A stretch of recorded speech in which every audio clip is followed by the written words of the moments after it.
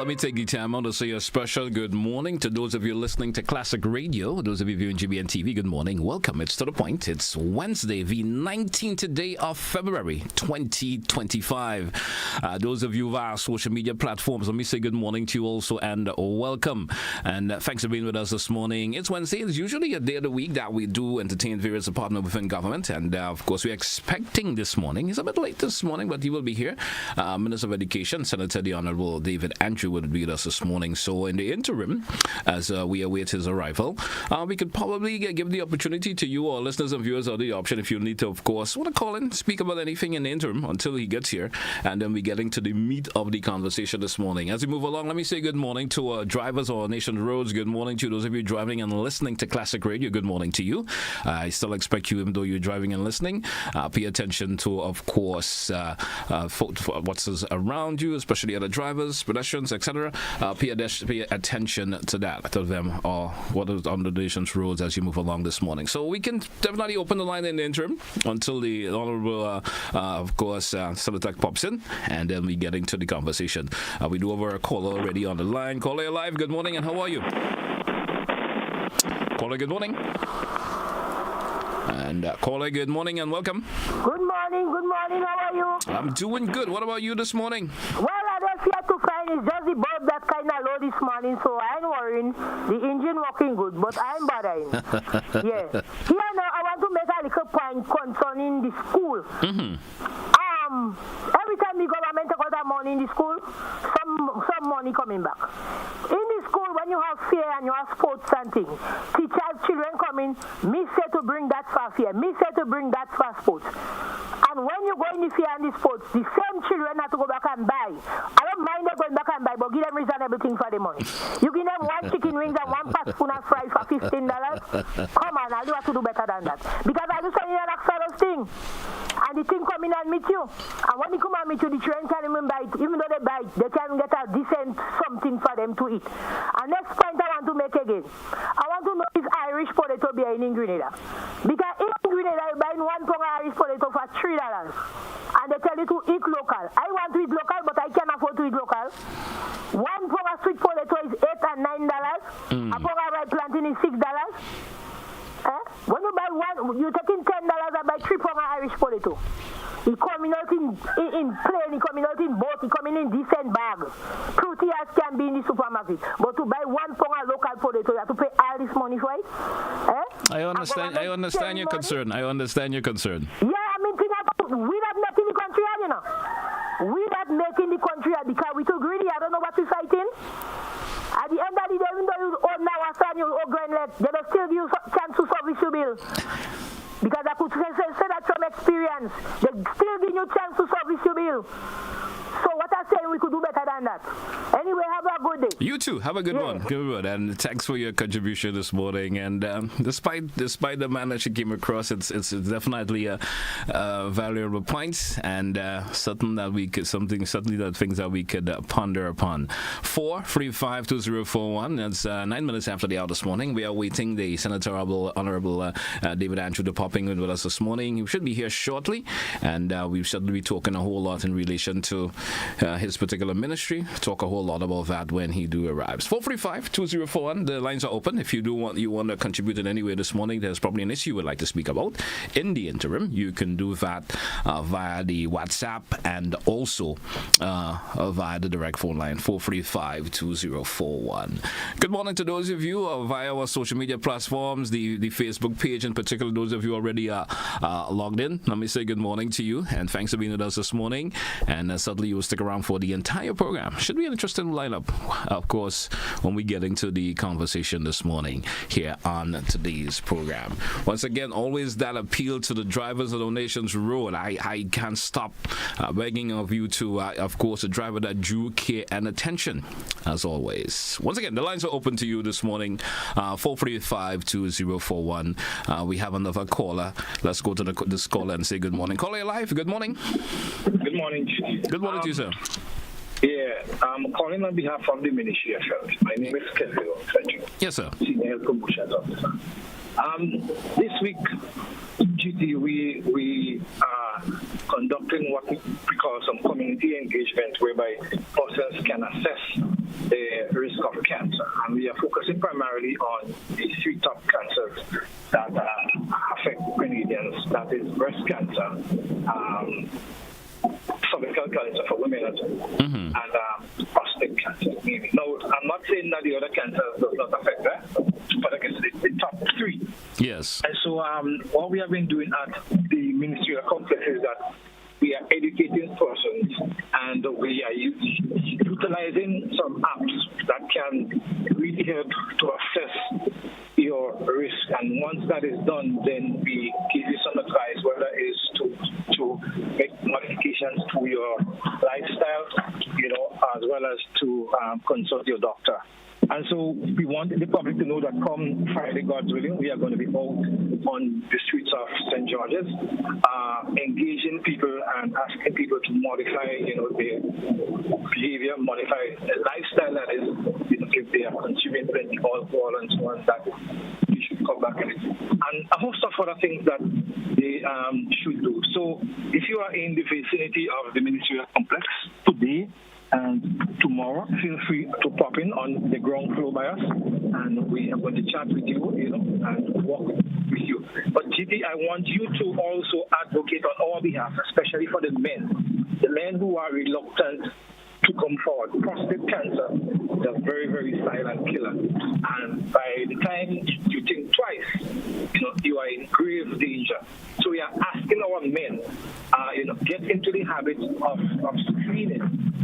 So true, so true. There's always that little incentive that you have to give them. I don't know how you're going to do that, but yes. So I want to encourage them to come on and get themselves checked and make sure it's a priority in terms of your health these days. We have to think different. Yeah, because some of them also think, that it is only a digital rectal examination that is using the index finger that can be used to check your prostate, and that's a serious misconception. And it is also a barrier to health coverage. So men need to understand that a simple blood test, which is PSA test, prostate-specific antigen test, can give you a profile as to what your prostate is looking like, the health of your prostate. Yeah. You have MRIs, you have different tests. Yeah, because not cutting on you, but a few years ago I had that same scare. Using my going to do my yearly checkup, and I had that scare of having it done in that particular way, and then I found out that the options that's available. And which was, I did the blood test, and which was like nothing at all. You understand? I know how folks feel, because sometimes you get that stigma of doing the rectal test, and that kind of throws men off for some reason or the other. Yeah, but I want to thank you for sharing your testimony here, and also to advocate on our behalf and on behalf of other men, to step forward, because we talk about stigma, yes, but it's only you and the doctor in the private room. So no one knows that it's the doctor check your prostate that way. Save and except you want to go and broadcast that. Sometimes the mere thought is scary too. I know. Well, just for a joke point of view, saying it for a joke, but the mere thought is sometimes a little scary, even if it's you and the doctor. But as you said, there are different ways it can be done. The blood test, which you did, and it was okay. Yeah. So please, Judy, I want to encourage you to help us to spread the positive messages out there about cancer, and to ask men to actually be a champion, men's health champion, by stepping forward and taking responsibility for it. Thank you so much. Thank you. Appreciate your contribution this morning, and certainly fruitful contribution there. And folks, you can go on out, and he says today and tomorrow, you can go on out and, of course, have that checked. It's that simple, and it can make the difference in how you feel. It takes that load off for you, especially when you go to a doctor and you check and you say, hey, sir, you're good. You may have an issue that could be rectified. It makes a whole lot of difference. Let's take another caller before we take a break. Caller, you're live. Good morning. Morning, GT. How are you today, sir? Doing good, sir. How are you this morning? Yeah. Good.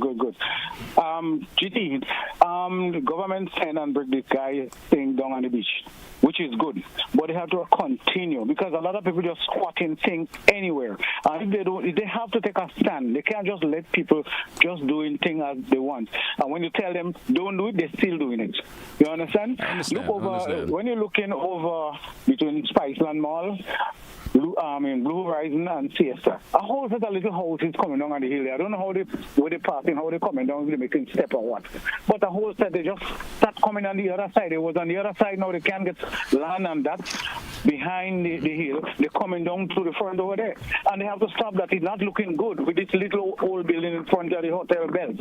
You understand what I mean? I understand you, sir. I understand you. I hope they're planning to look at it and start stopping those people from doing those things. And the minister down here, he should be looking to it and stop it. All right, thank you very much. Thank you. Appreciate your contribution. We do have another caller. This will be our final caller before the break. Caller, you're live. Good morning via WhatsApp. Hello, good morning, GT. How are you doing? I'm doing good, sir. How are you this morning? Well, I'm fine, and I'm glad you gave your testimony for the prostate exam. Yes. And I would like to give mine also, because I always encourage friends and acquaintances, male friends and acquaintances, to have their prostate examined, right? To do the exam. No, I have had. Hello? Yeah, I'm here with you.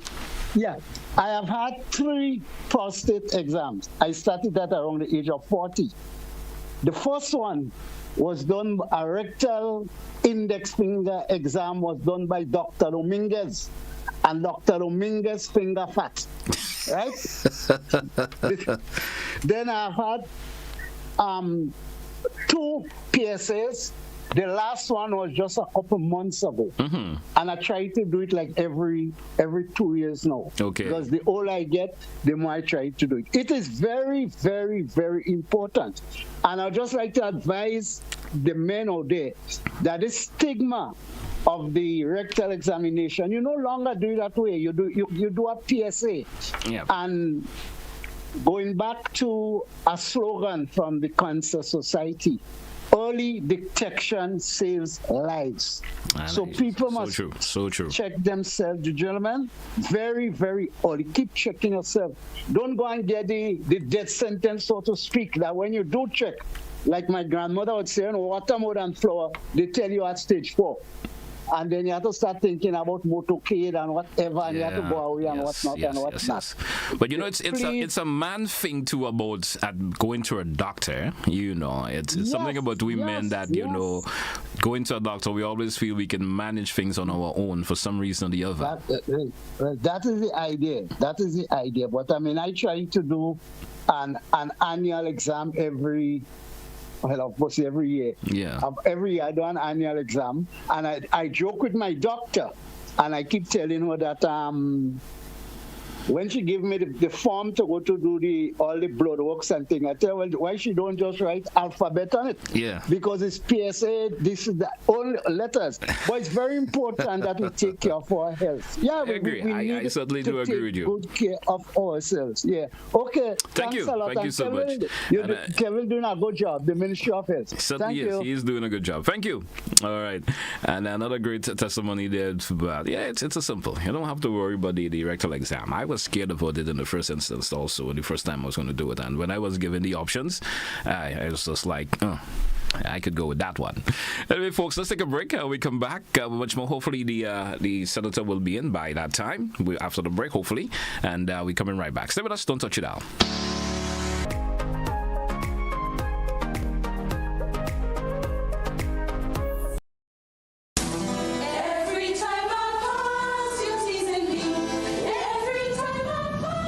Grenada National Folk Group, in collaboration with the Ministry of Tourism, Creative Economy and Culture, proudly presents Iconic Moves and Melodies. Yes, man! Iconic Moves and Melodies. A heartfelt tribute to the legendary Miss Shirley Robinson. Mark your calendar. Saturday, March 1st, 2025 at the Grenada Trade Center, starting at 5 p.m. Immerse yourself in an evening of vibrant folk songs, classical songs, Negro spirituals, patriotic songs, captivating poetry, and mesmerizing dance performances as we honor Miss Shirley Robinson, a true pioneer of Grenada's cultural heritage. You'll also get the chance to have a meet and greet with Miss Shirley Robinson. Tickets are just $50 for adults and $25 for children. Iconic Moves and Melodies, a celebration you don't want to miss. Join us Saturday, March 1st at the Grenada Trade Center. Let's honor the legacy, celebrate the culture, and make it a night to remember. Get ready for a spectacular music experience. It's the premiere of Jefferson in Concert, featuring an incredible lineup including Sabrina Francis, Joshua Regrello, Dash, and Mr. Golden. Feel the passion, the energy, and the rhythm right from the screen. Thursday, 20th February, 8:30 p.m. on GBN Television. Don't miss the premiere of Jefferson in Concert, only on GBN.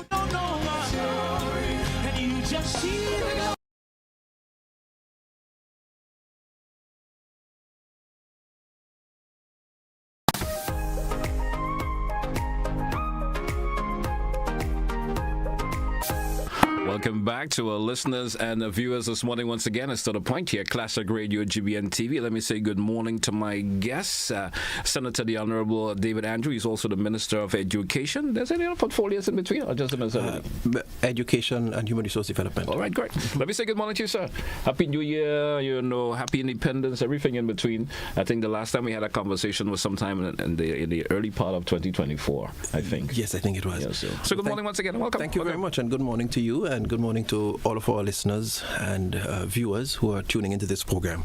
I'm happy to be here and to be able to share some stuff and updates in relation to progress and initiatives within the Ministry of Education. All right, thank you so much. I was having a prior conversation before I started my program with my good friend Innocent this morning. Right. Yeah, and I was saying, you're one of those ministers that has an ease of conversation, if you understand what I mean. Right.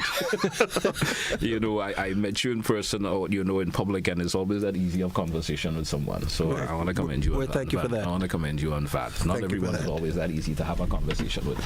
Thank you. So let's start the conversation of this morning. We lost some time, but let's go this morning. Recently, we had the Comington Island, of course, folks from the Monroe College coming to the university, I think, coming to to Grenada and offering some opportunities to Grenadians. Tell us a wee bit about the initiative and how happy are you as a Minister of Education to see Grenadians being offered that opportunity to extend or further their education level, educational level.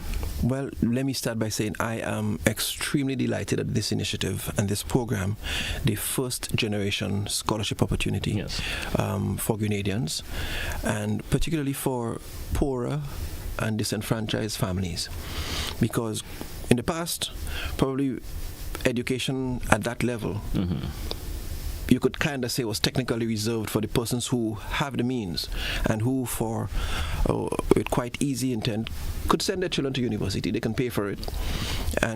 But there are lots of families where you have intelligent children, intelligent students, but who, for some reason, their parents can't afford. And in several families, the elder of the siblings would have to leave early, not even go to probably TAMCC, and try to earn an income. And many of them lost that opportunity because it just wasn't there. And so it's in that backdrop that I'm extremely delighted that we have been able to forge this agreement with Monroe University, partnering with the government, to make these first generation scholarship opportunities available to Grenadian students with the Monroe College. So I want to reiterate, this is not for families like mine. I already have 2 degrees. Yeah. And there are other persons in my household who have degrees. So my children cannot benefit from this initiative because they will not be first generationers. This is particularly for families where there is nobody in the household who yet has a first degree. So it particularly targets the people at the lower socioeconomic and income brackets who ordinarily might have less ability to finance their own studies. So we were happy to have the official ceremonial award of those scholarships to over 30-something Grenadians. Now we targeted 50, but admittedly there were some challenges with some persons and the documentation and stuff that we are still processing to have the... So we should be here some more getting? Yes. By April we hope to have those finalized and entered because there's an April intake as well. So we are going to round up the cohort to 50 by then, and we'll have another 50, God's willing, September 2025. Because let me say, this January cohort was supposed to have been launched in 2024. Okay. Burial. Because I did hear some information in relation to that sometime last year. Right. Yeah. So it was supposed to have come in 2024, but with all that was happening, it was just a little plenty to be able to effectively get it going. So we pushed it to January, working with our partners, Monroe University and the staff at the Ministry of Education, to be able to have the students actually were oriented already. Yeah. So in January they met their professors, they were oriented to the platforms, and they started. But yesterday was the official ceremonial handing of the awards to them. Great. And so we were extremely delighted. We are extremely delighted. I was moved just listening to one or two of the parents speak. Even the testimonial from some of the recipients also. I listened to them, and it was really very impactful, very moving, in fact. Happened to be able to grab that opportunity. Yeah. Really good. How did the initiative actually stem? How did the initiative actually stem? If you could share some. Well, for one, I think the government has an objective to have at least one university graduate in every household. So that's an overarching objective and policy position that we are working towards, and we're looking for several opportunities to enforce that. And so when it was sometime in 2023, I believe, one young lady, Miss Hilly Lessie, who resides in New York but is a friend of ours from the community I grew in, Ladigue, she messaged me and said, she is friends with the wife of the president of Monroe University. Okay. And these people really love Grenada, and they wanted to meet either myself or the Prime Minister to have a conversation about Grenada and stuff. So I said, okay, well, Finally, she said, they're coming in at such and such. Please, let's have a conversation. We managed to get that conversation. We got a conversation with myself, with the Prime Minister. And when we heard the potential to offer that, we said we are interested. Yes. Let us know what you're prepared to offer, what the government needs to pay. And we took it from there, and we went through legal affairs to draft the contractual agreements that govern what is due to happen. So all of this process went through in the background to get us to this point. And then we happened to have a visit at some point. We were in St. Lucia for a skills training launch, the OECS Skills and Innovation Project, and we met with their officials there to further cement the possibility and how we are going to work. And here we are with the actual students and the award ceremony happening yesterday. And it's a great benefit, especially for folks, as you mentioned, especially families who would have never thought they can get a son or daughter, even though they have the other relative, of course, qualifications. But to move to that level, it's always great. And I think it's a great initiative, and I commend the government on that a whole lot, you know. And I know the others who are going to get through, and from years to years, this continues to grow. It will be very beneficial. Very much so. Very, very much so. All right, so great. But before you go, though, I want to say about the Monroe University program. For persons who are interested, you need to go online, go to the Monroe University page, and examine the programs they have. They have a wide range of programs. They have programs in cybersecurity, in information technology, in health sciences, even public health. They have environmental sciences, they have the behavioral sciences, businesses, accounts, forensics. So they have a number of these, hotel and tourism management, a number of really good programs that are that can benefit our trajectory as a nation and our priority areas. So if you go to the page and you're interested in one of those programs as a first generationer, so that's critical, I must say that, because there are a lot of people who are interested who already have degrees, but so as a first generation, if you're interested, you go to the page, you apply, and once you meet the requirement for acceptance from them and you're accepted, you communicate that to the ministry. You come to the scholarship desk at the Ministry of Education. You will be enlisted as one of the possible 50 persons per cohort that we will have selected to engage the program. And you can be just like one of those that received their certificates yesterday. The only challenge we will have, I foresee, is that we would have huge numbers. And any cohort will be 50 at any one time. So this continues yearly at any one time. So in 2025 September we do 50 more. In 2026, God willing, we'll do another 50. So the challenge will be, if we have 100, selecting the 50, but we have a selection committee that works to make it fair, transparent, and ensure that so that'll be the challenge, but it's a good problem to have, and we continue to push that. I just hope for folks, sometimes you're around the age range when your mind is ready for that. I hope the time that they get through would not be about the deteriorating of the matter we bet. You understand? Yes. All right, so great for that. So I certainly hope we'll take the initiative and do what is necessary. As you mentioned, go to the page and to their web page and look at the rest of the courses and see which one you certainly interested in, and sign up and then go through the entire process. Correct. And get through. Let's continue this morning. The Ministry of Education. Early childhood education is something that it seems to be a top of the list in terms of what the ministry offers. Tell us a wee bit in relation to that. Right. Pardon me, but I think there's some more about scholarships I want to talk about. You want to mention that first? Okay, go ahead. Yeah, before I go to early childhood. Currently, the ministry we've gotten the approval for the first draft of the ministry's scholarship policy. Okay. So not only, you remember we talked about a person with a first degree in every household. So not only are we using the first generation study opportunity, but we have a scholarship policy, a draft policy that has been approved by the cabinet, where we are targeting priority areas for the country's transformation. So in different sectors, whether it's agriculture, whether it's finance, education, the key areas, the health sector, all of the key areas that will be necessary to drive the transformation and to drive the continued development, engineering, for instance, for all of these projects that we need. These areas are going to be targeted, and selected numbers of these persons will be given funded scholarships to ensure that we have the human resource, the manpower, to do what we set out to do in the medium term, right, and in the long term. Because if we don't do that, you'll find we just don't have the capacity. We would lack the capacity to do the things that we want to do. So that is a good thing that we can boast about. The draft has been approved.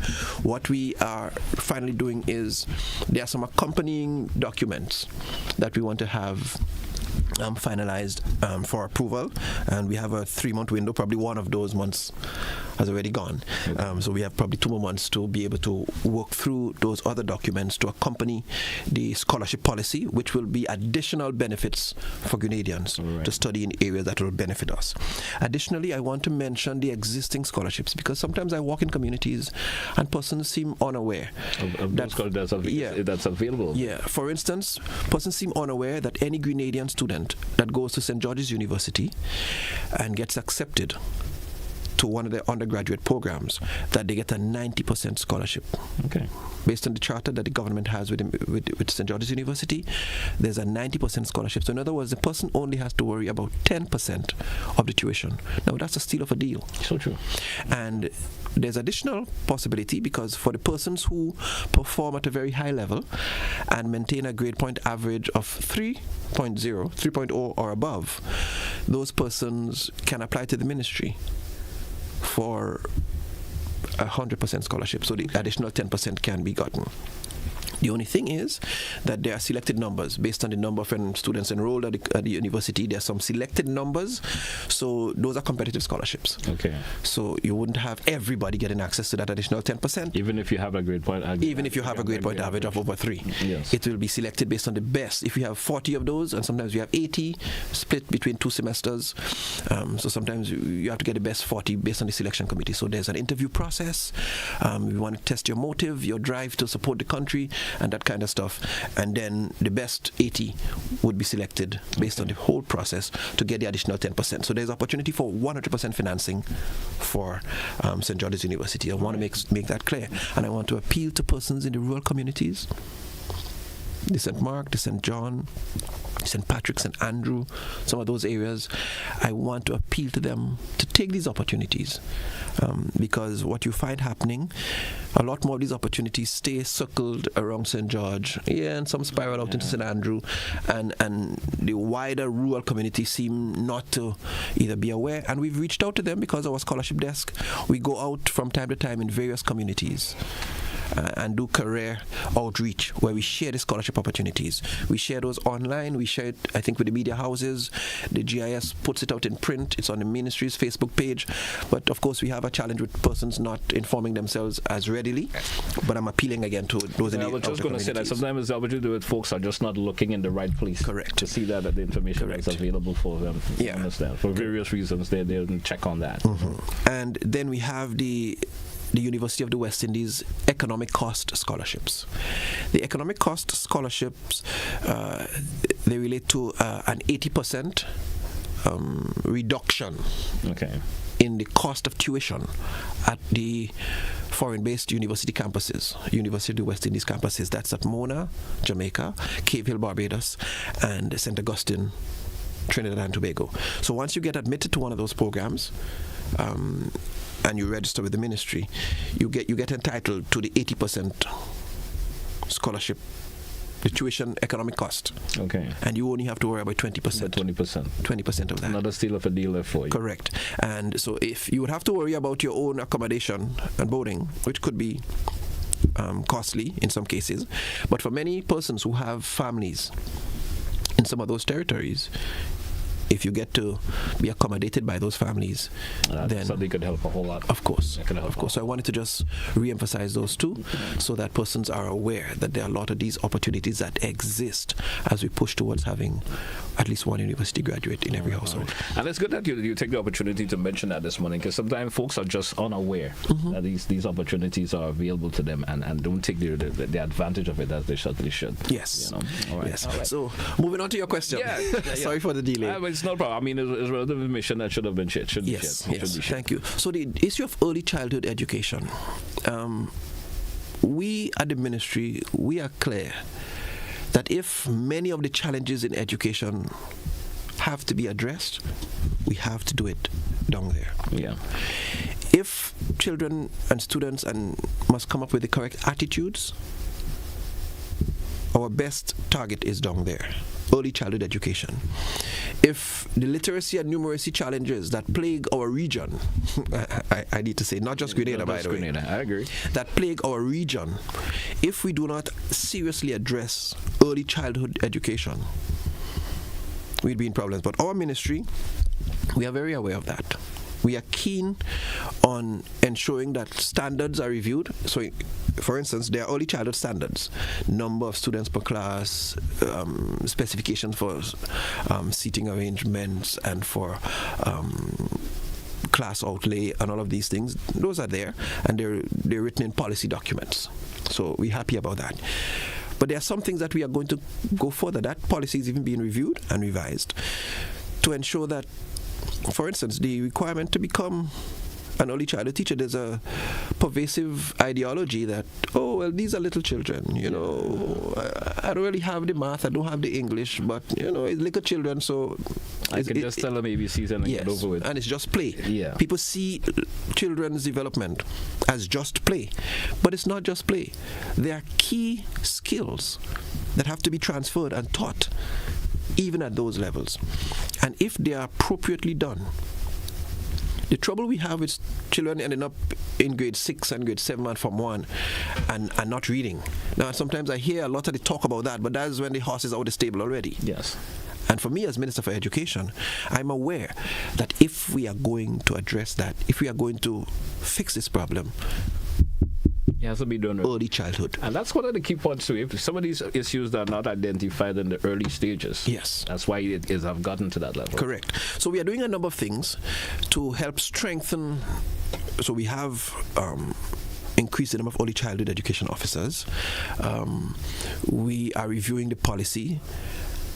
The Education Act allows for persons to have O levels and teach there, and that's going to be reviewed because, in my mind, we want the most qualified teachers to be there, persons who understand child development, who understand neurological development and brain science and what's supposed to happen and why the children become inquisitive at a certain point and why they pull things down, and the restrictive atmosphere that tends to pervade in some settings, because we tend to get everybody sit down. And really and truly, at some of those ages, that's counterproductive. So systemically, we have some of these things that we need to address, that we are keen on addressing. We're following the UNICEF and OECS harmonized high scope curriculum, which is very good, where children learn at their own pace. But what you find happening at some stages immediately after that, sometimes the rigidity steps in where you have to sit down. So students have routine in the earlier stages. They come in, they know they have to write their names, they have corners and centers, so they're not restricted to everybody must read at the same time. Yeah. There's, if you're interested in reading, there's a reading corner, there's a writing corner, there's a counting corner, there's all of these things that capture the different intelligences and the different learning modalities and styles of children are catered for at that level. And sometime shortly after, by the time you get to KG and up the road, sometimes you have a lot more restrictions that, and grade 1 and 2 sometimes, that could kill all of that. So a number of things are being done there to help review policy and practice to change some of that. In addition, we are being quite deliberate about introducing and piloting. We are currently, so the review is being done for interactive softwares in literacy and numeracy. So where the students are facilitating their own learning. In fact, the teachers will just be facilitators, but students engineer their own learning. They learn at their pace. They are rewarded. They are interacted with the software, and the children will learn. Our experience has shown us that these, whether it's the Reader Rabbit or the Star Fall or ABC or 1, 2, 3 word or whichever it is, the students hear themselves pronouncing no or try again, and they hear the correct thing and they do it until they get it. So mastery is set in. So some of that is being done, and we would have wider rollout once we have the evaluations done and completed.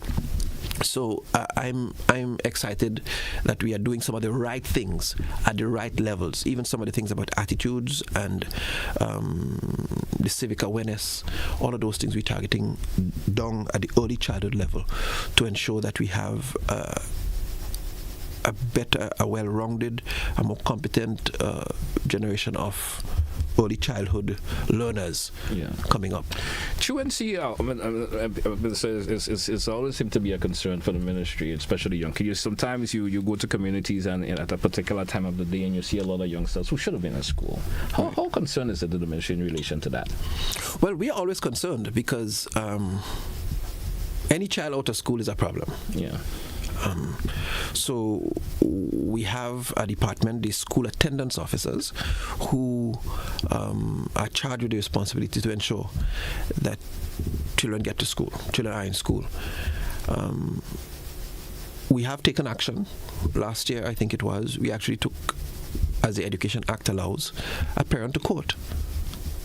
Because there's a process where the officers go, they talk with the families, they try to link with the counselors who might intervene, social workers, Ministry of Social Development. They would say. Yes, to treat with the underlying issues. Sometimes it might be economic, sometimes it, and that's why we have all these support programs in schools.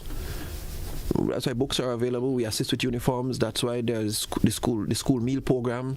So all of these amenities are put to ensure that students have very little reason to not come.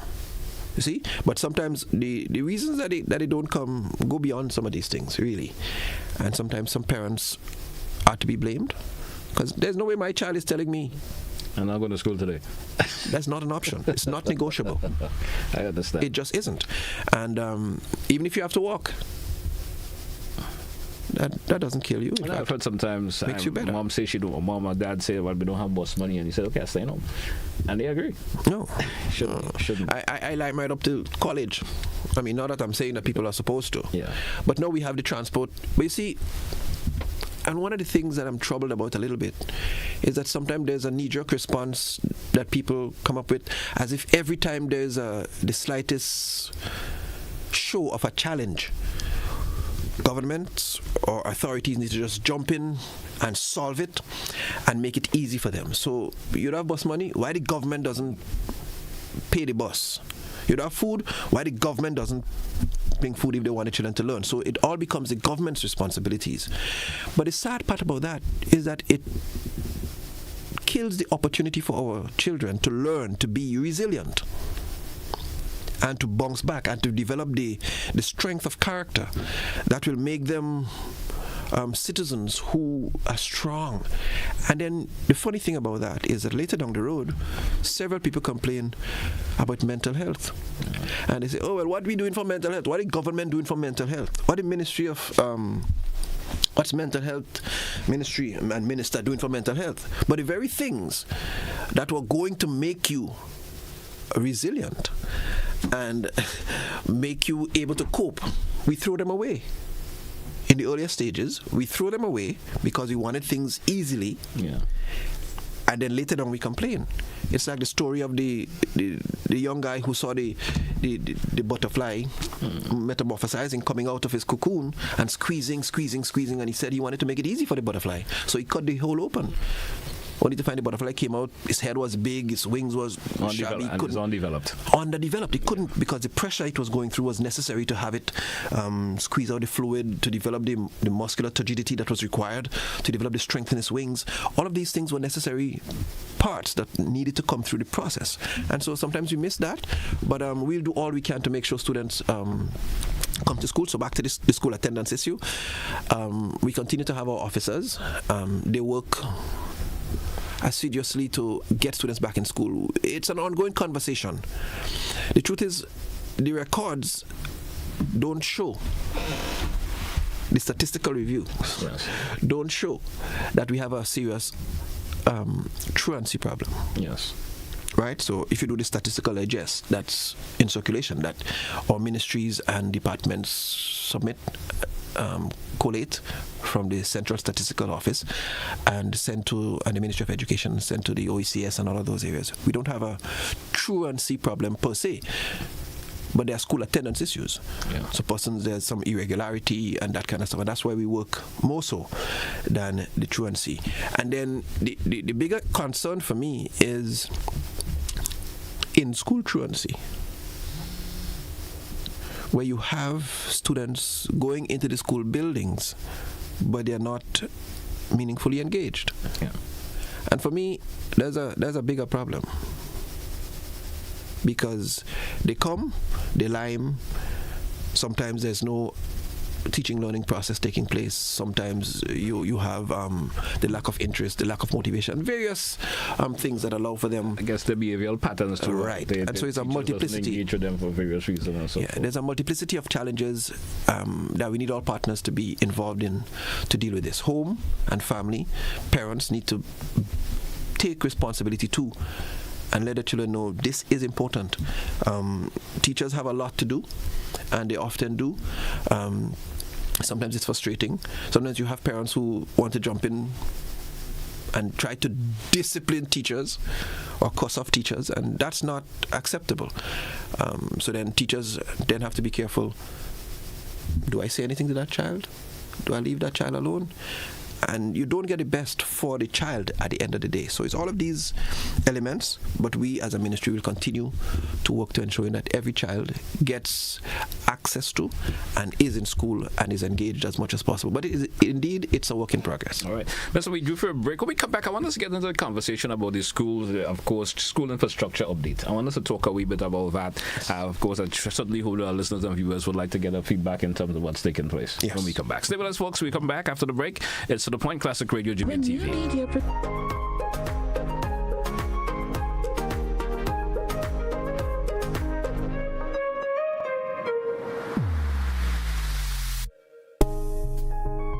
Get ready for a spectacular music experience. It's the premiere of Jefferson in concert, featuring an incredible lineup including Sabrina Francis, Joshua Regrello, Dash, and Mr. Golden. Feel the passion, the energy, and the rhythm right from the screen. Thursday, 20th February, 8:30 p.m. on GBN Television. Don't miss the premiere of Jefferson in concert, only on GBN.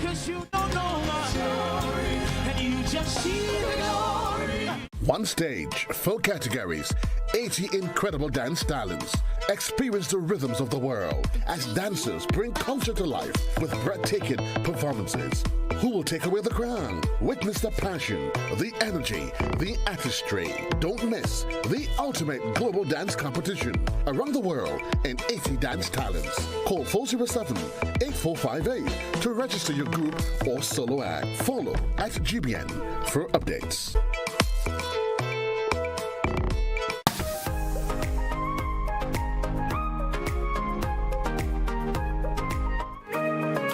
Welcome back, listeners. Welcome back, viewers, to The Point here, Classic Radio, GBN TV. We have Senator Honorable David Andrew with us this morning. He's the Minister of Education with us this morning. And, of course, Minister, welcome back. I didn't pose a question to you that we want to get into in this segment. School infrastructure update. Yes. You know, I understand there's some new schools to be built and so forth. Tell us a wee bit about that. Right. So, well, as you're aware, the Grenada Christian Academy, that continues. Yes.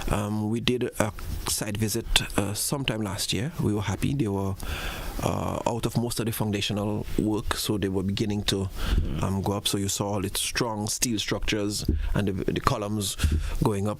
You know, I had a good sense when I looked at the quality of work that was going in and the way they did the soil analyses and the compacting that was taking place. I felt very satisfied that they were progressing, and the engineers there and the project manager did report that they were progressing largely on schedule. Okay. So I'm happy about that. That's a plus. Yes. A plus. I'm happy we are at the point where we are going to sign to award the contract for the St. Andrew's Anglican School. The truth is we were supposed to sign that last Friday. We did not get to do that simply because I think the contractor was unavoidably out of state. Okay. So we had to push it back for, I think, next week. So that has gone through all of the processes, the no objections, the queries, all of that. And I want to thank the school community for their patience thus far, because these processes might appear simple, but once you're dealing with regional and international funding, they come with procurement processes that say you must have international bidding. So you can't say it's only local bidders. Okay. So you have to go international and regional, and everybody could bid from China to wherever. And then they go through the process. It takes X amount of days. It takes X amount of weeks. 3 months. And then you go through the interviews, and so. But finally, we are at that point. The contractor has been awarded. There's been no objection. It is a local contractor. Okay, good. So I am even happier for that, because on one occasion I had a conversation with representatives from the Caribbean Development Bank, and I had to say to them, at the end of the day, it's Grenada's money. It's Grenada that is going to have to repay the loan. It's not the international community. I made a strong claim that we need to empower our local contractors who are capable. Because we have contractors, for instance, who have built, contractors who've been involved in building the ministerial complex, contractors who built St. George's University. And those are excellent pieces of work that we can, boast of. So, it's a local contractor, and the signing is due to happen next week, God's willing. All right. So I know the school community will be happy. So that's on the way. We also are deeply advanced with the St. David's Catholic Secondary. The designs, in fact, they went out to tender, and I think there is a review meeting.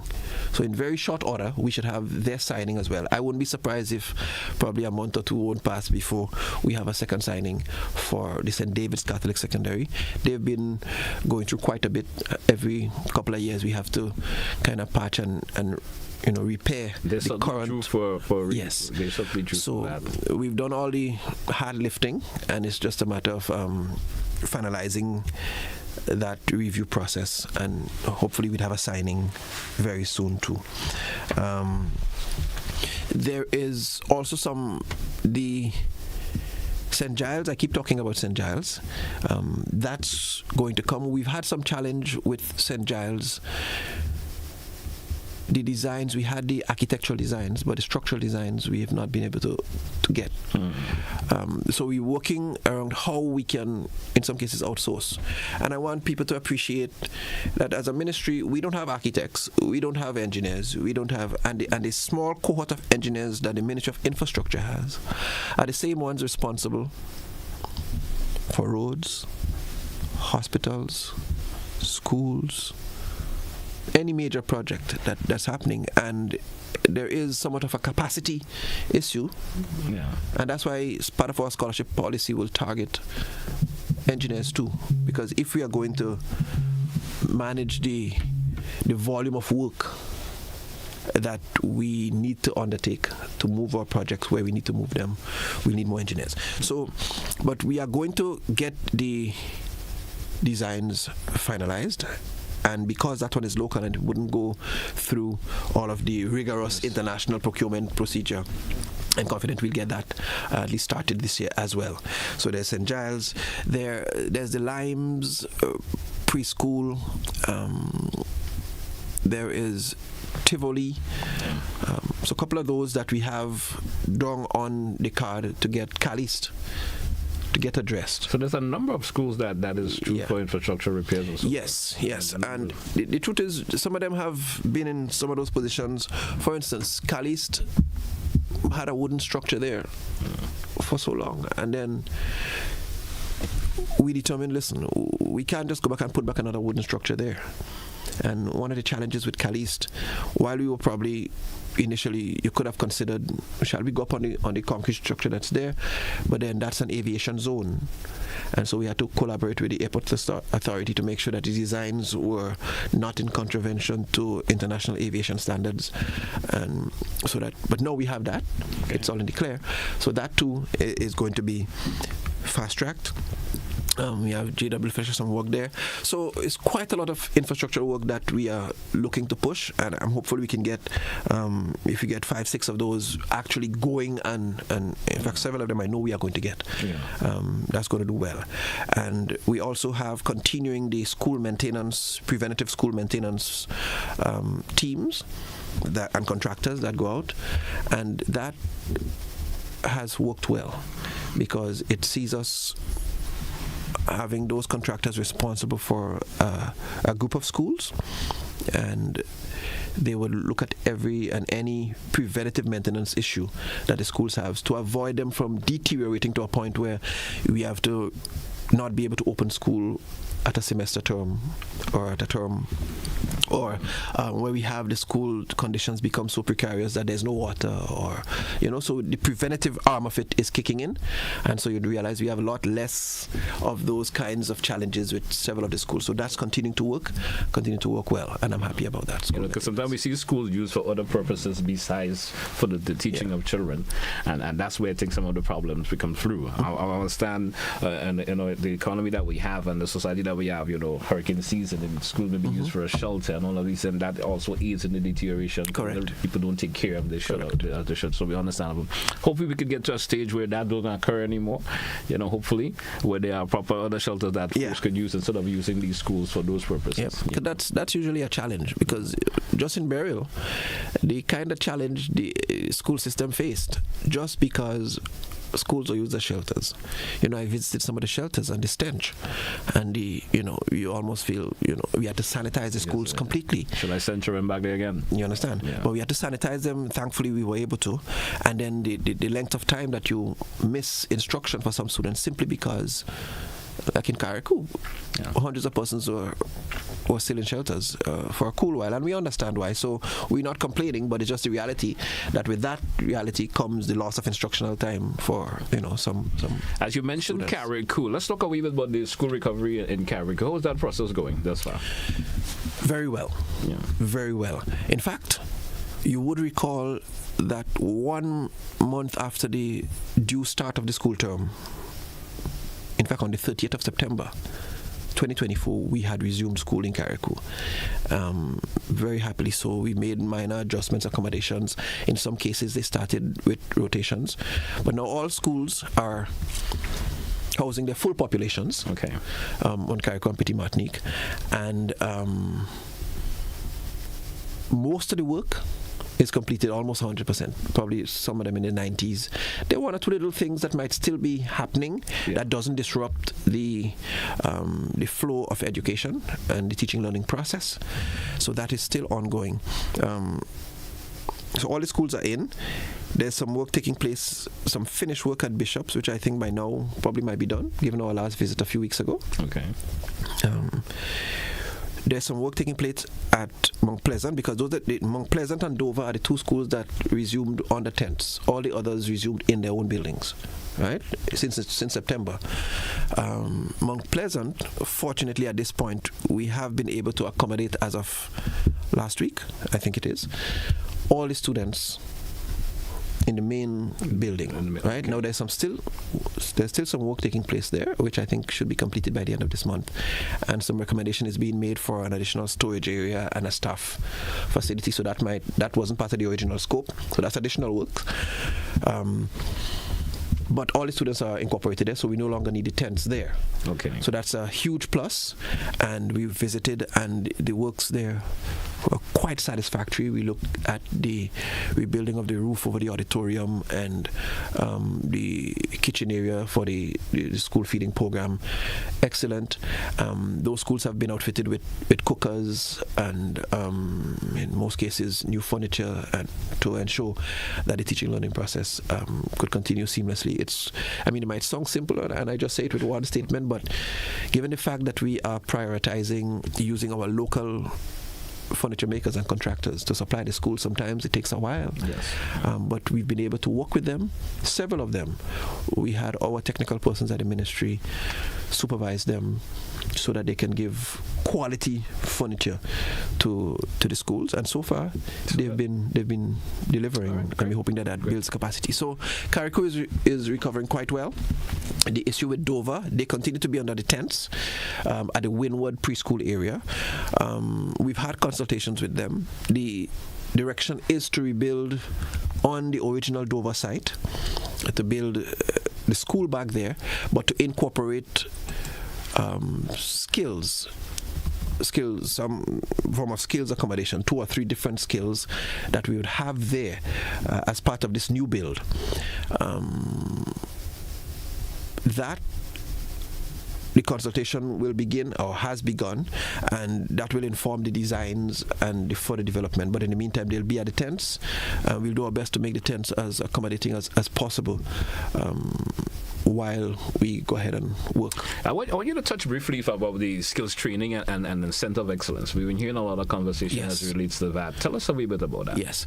So we are clear that one of the failures of our education system, and not just in Grenada but across the region, but specifically here, is the failure to produce persons to meet the demands of the world of work. So you have a lot of persons who have qualification in several areas, and there's no place to absorb them.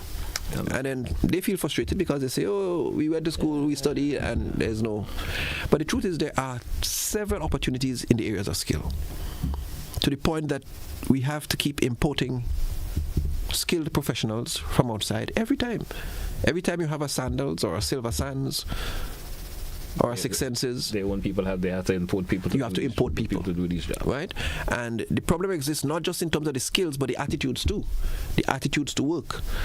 So that is something that we have to treat with, and we have started at the level of the primary schools, because we feel if there is a greater appreciation for skills at the primary level, hopefully that will translate into a stronger uptake for skills at secondary level, and eventually more equipped professionals in the technical areas coming out of our school system.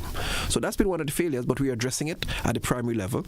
We now have, apart from having more centers at the primary level where persons can get exposed to the technical education, we have itinerant teachers too, who go. So the schools where you can't have a center or it's too far, we have a couple itinerant teachers who go to ensure that those children get some kind of exposure to skills in the interim. But part of the bigger plan is to, one, mainstream skills into the secondary school curriculum, and I know many persons might find that a little strange because it's already there. But for the most part, a lot of people see skills. Some schools don't have it, for instance. Not all schools have every skill, and the truth is it's very costly to maintain the quality labs and the quality facilities that you will need to maintain, to have quality, state-of-the-art.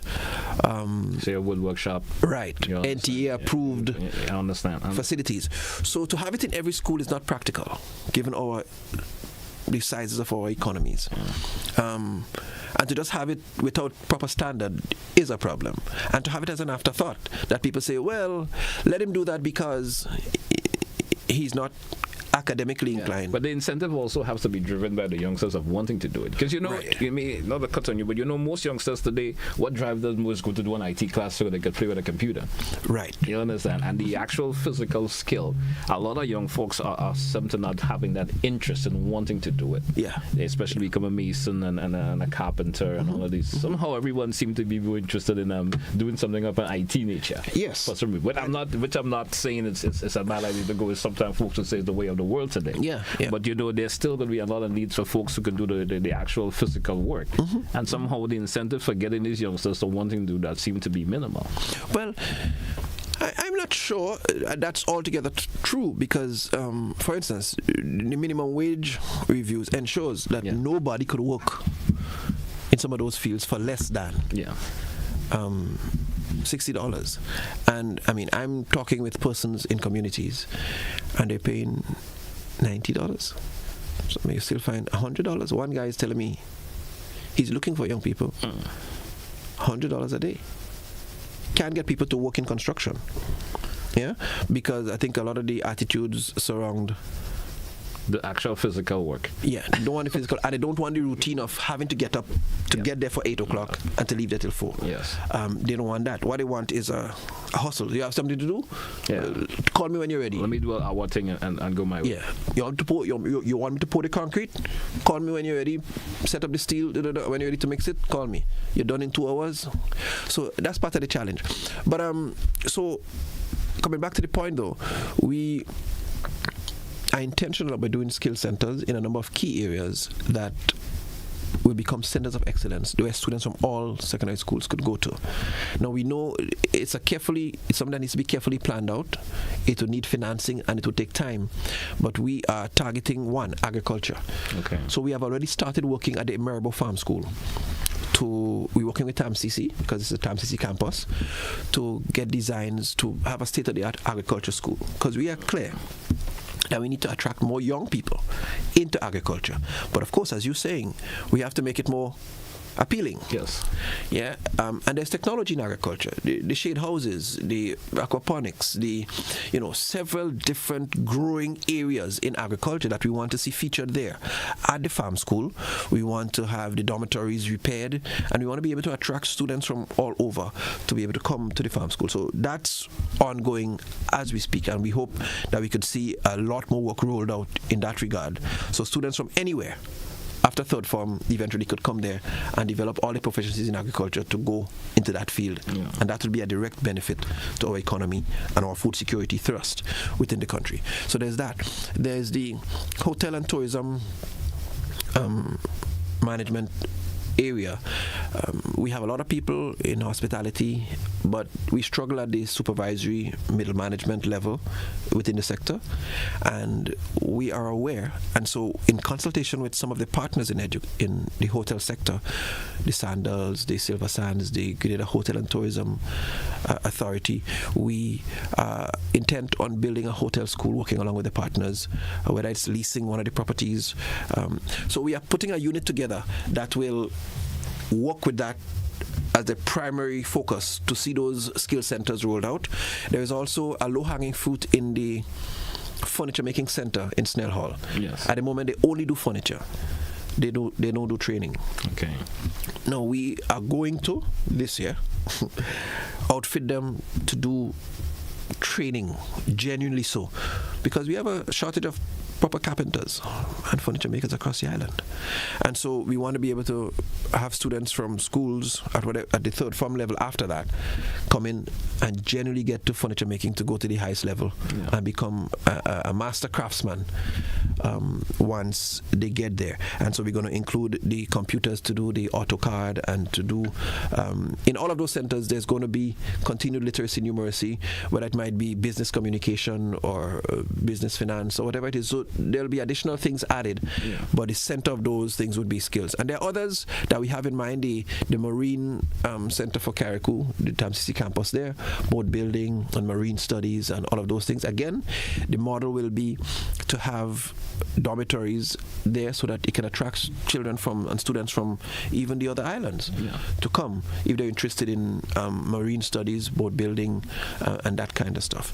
And there's sports, we're looking at that as well, because that's another key area. How do we attract and keep our eyes on the talent and the abilities that our athletes have, young cricketers, young footballers, and how do we harness that? In many cases, I think several of the athletes get lost after intercall or after secondary school because there's no place to harness genuinely and continuously their talent.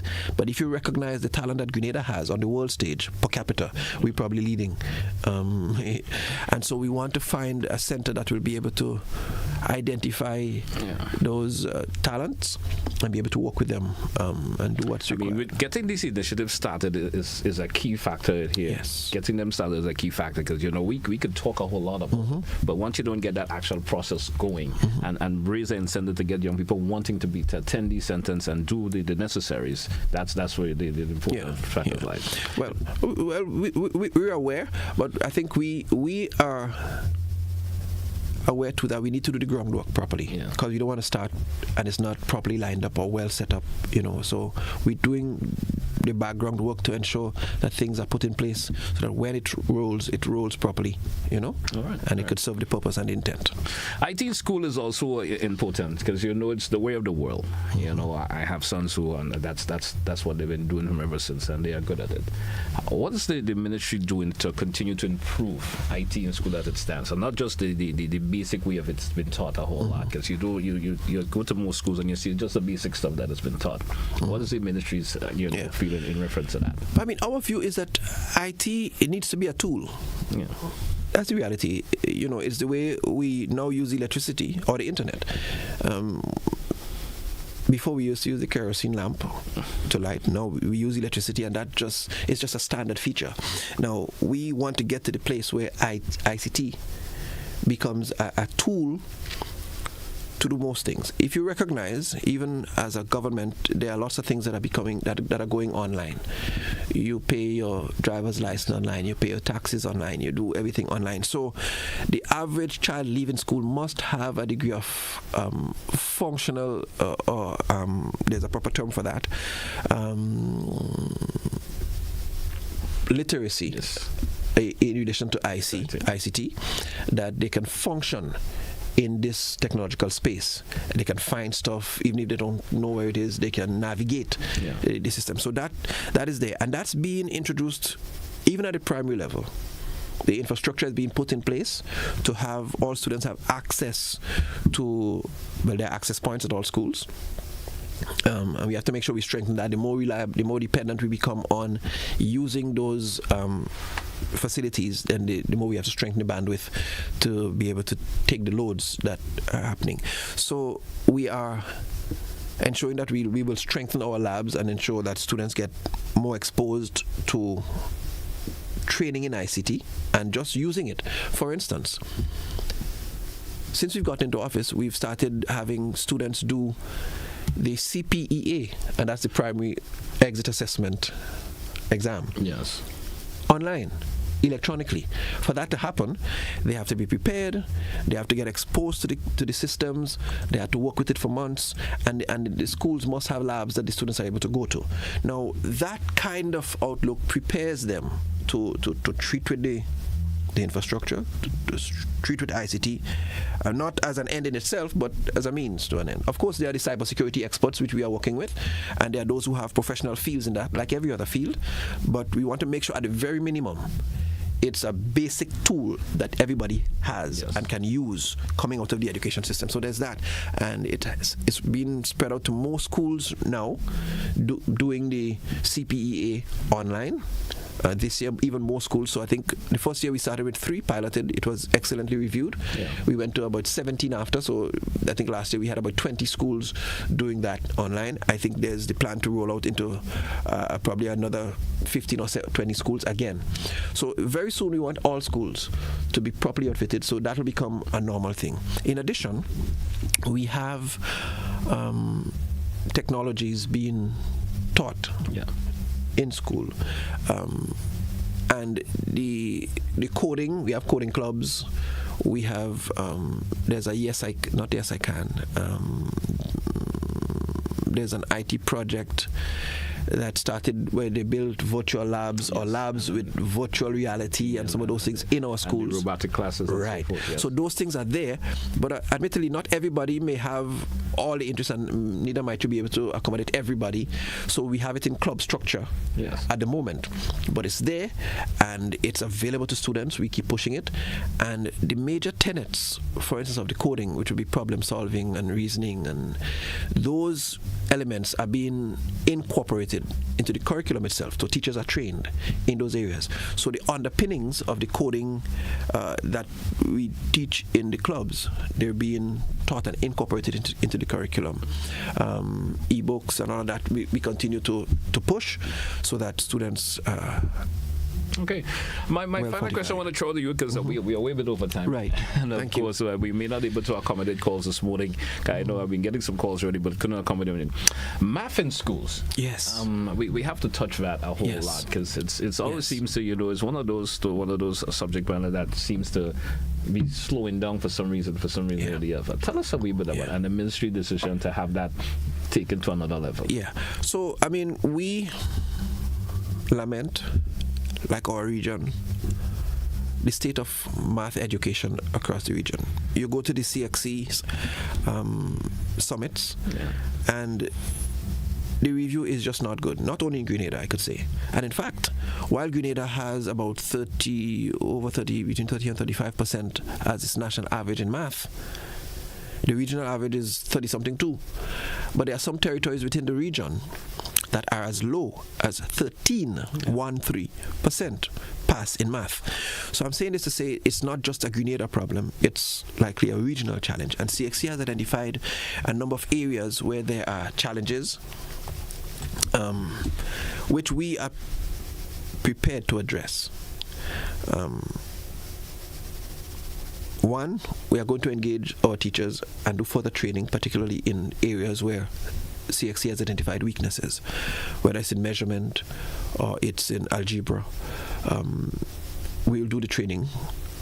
And so we're working with partners. We have, for instance, one gentleman who is a retired math teacher from abroad, a Grenadian, who has come back. He set up a math lab.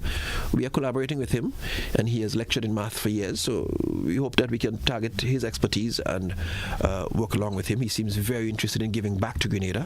Okay.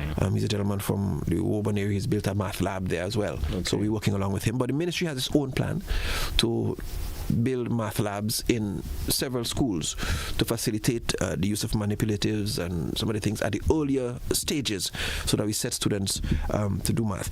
We also compiling a math strategy, because some of the things I'm talking to you about are different elements of the strategy that we're currently working on. Yeah, I talked about having the interactive softwares, literacy and numeracy. So some of it includes math. Yes. So all of that is part of it, but we are putting together an entire strategy, not just one interventions, but we want to have an entire suite of interventions that make up the strategy to deal with math, targeting from early childhood, come right up, including the requirements to become a teacher. And because what you found is that there are some people who have weaknesses in some areas, and they just don't teach it. or they gloss over it. And then the children come and they do poorly in that area if it's because tested. they were not taught. Because they were not taught. And so you have these things becoming crystallized. And so we've recently, last year we sent out a survey in schools to find out the number of teachers who are teaching either with math, without math, who want the training, to begin to get background, baseline information to inform the strategy. We also have our research officer at the ministry preparing analysis and assessment on all of the math performances over the years to help inform that strategy. And then we anticipate having a public symposium on math, because this is something of national concern that we just don't want to talk about within the Ministry of Education, but that we want to be able to engage the public, retired teachers, math professors, whoever, who are interested parents, to begin to talk math with a view to broadsiding it from cradle to grave to try to correct the ill direction of math across our region. All right. Senator Andrew, we have got to that stage of the morning where we have to take a wrap for today's program. My apology to our listeners and viewers who are calling and unable to ask you a question or two. I know there are always some folks who may want to. Anything in closing before we take a wrap this morning? Well, we have touched a lot of grounds this morning. Yes, we have. I'd probably want to just revisit the where we started and encourage Grenadians, young persons to look to advance themselves. Education is indeed probably the most significantly transforming thing that we can do. We might know people, we might have opportunities, but when you have a skill, when you are educated, governments will go, governments will come. People might like you, they may not like you. People may support you, they may not support you. But if you have your education, you have your skill, you will survive, you will manage, and you will be able to build and lead a better life for yourself and generations that follow you. So I encourage young persons to. And I always say this: once you are educated enough, the sky is the limit. Absolutely, the sky is the limit for you. Absolutely. Senator Andrew, once again, I want to thank you a whole lot for coming in. It's always a pleasure having a conversation with you, sir, and I hope to have you back soon. Thank you. I look forward to it as well. Hope to have you back soon. Hey, folks, that's we're going to take a wrap for this edition of To The Point. I want to thank all listeners and viewers. Have yourself a great day. That's what we say goodbye for today. Goodbye, folks.